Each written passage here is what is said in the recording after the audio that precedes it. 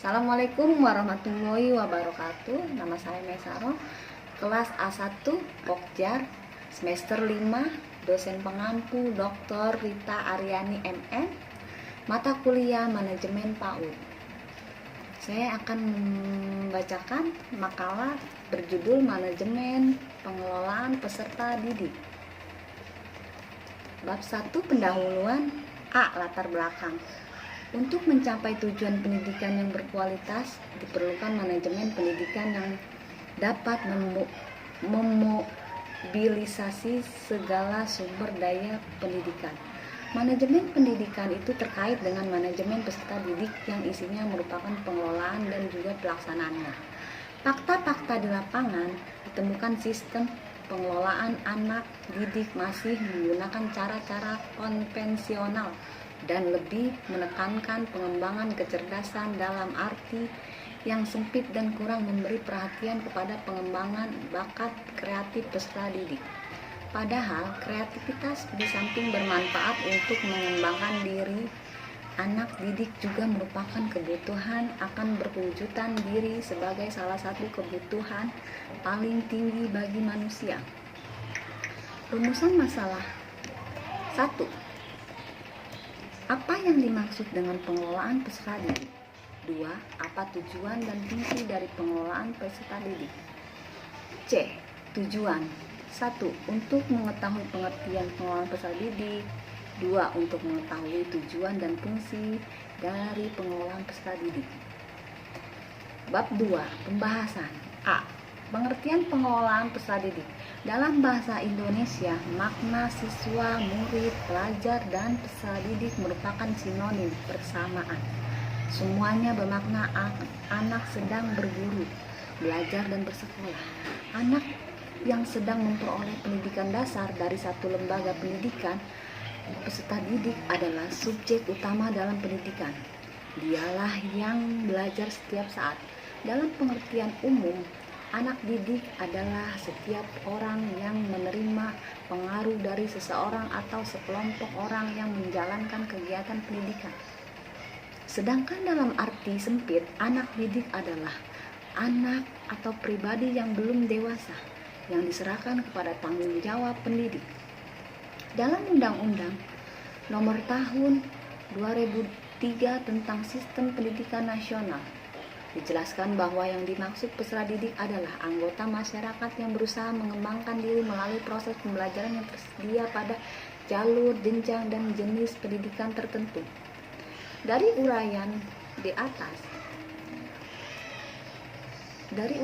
tersebut di atas dapat disimpulkan bahwa yang dimaksud peserta didik adalah individu manusia yang secara sadar berkeinginan untuk mengembangkan kondisi dirinya atau jasmani dan rohani melalui proses kegiatan belajar mengajar yang tersedia pada jenjang atau tingkat dan jenis pendidikan tertentu.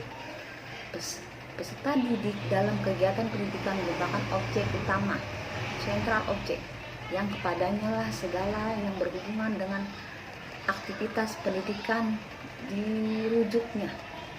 B. Dasar pengelolaan peserta didik. Dasar hukum pengelolaan peserta didik diantaranya Pertumbuhan Undang-Undang Dasar 1945 alinea keempat yang mengamanatkan dan mencerdaskan kehidupan bangsa.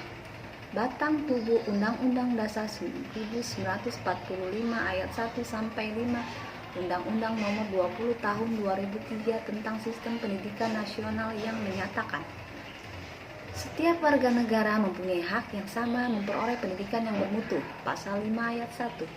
Setiap warga negara yang berusia 7 sampai 15 tahun wajib mengikuti pendidikan dasar. Pasal 6 ayat 1. Masyarakat berhak berperan serta dalam perencanaan, pengawasan, dan evaluasi program pendidikan. Pasal 8. Warga negara yang belayan fisik atau mental berhak memperoleh pendidikan luar biasa. Pasal 8 ayat 1. Setiap peserta didik pada setiap satuan pendidik berhak mendapatkan pelayanan pendidikan sesuai dengan bakat, minat, dan kemampuannya. Pasal 12 ayat 16. C. Tujuan dan fungsi. Menurut Rusdiana 2015-182, tujuan umum pengelolaan peserta didik adalah mengatur kegiatan peserta didik agar kegiatan-kegiatan tersebut menunjang proses belajar mengajar di sekolah. Lebih lanjut, proses belajar mengajar di sekolah dapat berjalan lancar, tertib dan teratur sehingga dapat memberikan kontribusi bagi pencapaian tujuan sekolah dan tujuan pendidikan secara keseluruhan. Tujuan khusus manajemen peserta didik adalah sebagai berikut. 1. Meningkatkan pengetahuan, keterampilan, dan psikomotor peserta didik. 2. Menyalurkan dan mengembangkan kemampuan umum atau kecerdasan, bakat, dan minat peserta didik. 3. Menyalurkan aspirasi, harapan, dan memenuhi kebutuhan peserta didik. Dengan terpenuhnya 1, 2, dan 3 di atas, diharapkan peserta didik dapat mencapai kebahagiaan dan kesejahteraan hidup yang lebih lanjut, dapat berjalan dengan baik dan tercapai cita-cita mereka. Sedangkan fungsi pengelolaan kelas peserta didik adalah sebagai wahana bagi peserta didik untuk mengembangkan diri seoptimal mungkin, baik yang berkenan dengan segi individualnya, sosial, segi aspirasi, kebutuhan, dan potensi peserta didik. Fungsi manajemen peserta didik secara khusus, fungsi yang berkenan dengan pengembangan individualitas peserta didik ialah agar mereka dapat mengembangkan potensi-potensi individualitasnya tanpa banyak hambatan. Fungsi yang berkenan dengan pengembangan fungsi sosial peserta didik ialah agar peserta didik dapat mengadakan sosialisasi dengan sebayanya dengan orang tua dan keluarganya, dengan lingkungan sosial sekolahnya, dan lingkungan sosial masyarakat. Fungsi yang berkenan dengan penyaluran aspirasi dan harapan peserta didik ialah agar peserta didik tersalur hobi, kesenangan, dan minatnya. Fungsi yang berkenan dengan pemerlukan kebutuhan dan kesejahteraan peserta didik ialah agar peserta didik sejahtera dalam kehidupannya. D. Prinsip pengelolaan peserta didik. Yang dimaksud dengan prinsip ialah sesuatu harus dipedomani dalam melaksanakan tugas. Jika sesuatu tersebut sudah tidak dipedomani lagi, maka akan tinggal sebagai suatu prinsip. Prinsip pengelolaan peserta didik mengandung arti bahwa dalam rangka mengelola peserta didik, prinsip-prinsip yang disebutkan di bawah ini haruslah sesuai dipegang dan dipedomani. Adapun prinsip-prinsip pengelolaan peserta didik menurut Rusdiana sebagai berikut. 1. Pengelolaan peserta didik dipandang bagian dari keseluruhan pengelola sekolah. 2. Segala bentuk kegiatan pengelolaan peserta didik haruslah mengemban misi pendidikan dan dalam rangka mendidik peserta didik. 3. Kegiatan pengelolaan peserta didik harus dipandang sebagai upaya pengaturan terhadap pembimbingan peserta didik. 4. Kegiatan pengelolaan peserta didik haruslah mendorong dan memacu kemandirian peserta didik. E. Pendekatan pengelolaan peserta didik. Wujud pendekatan dalam manajemen peserta didik secara optimal adalah mengharuskan kehadiran secara mutlak bagi peserta didik di sekolah, memperketat presensi penuntutan disiplin yang tinggi, menyelesaikan tugas-tugas yang diberikan kepadanya. F. Ruang lingkup pengelolaan peserta didik. Perencanaan peserta didik termasuk di dalamnya ukuran kelas, keadaan peserta didik, dan penggunaan kelas secara efektif. Implementasi dalam pengaturan kelas diusahakan harus memenuhi persyaratan sebagai berikut.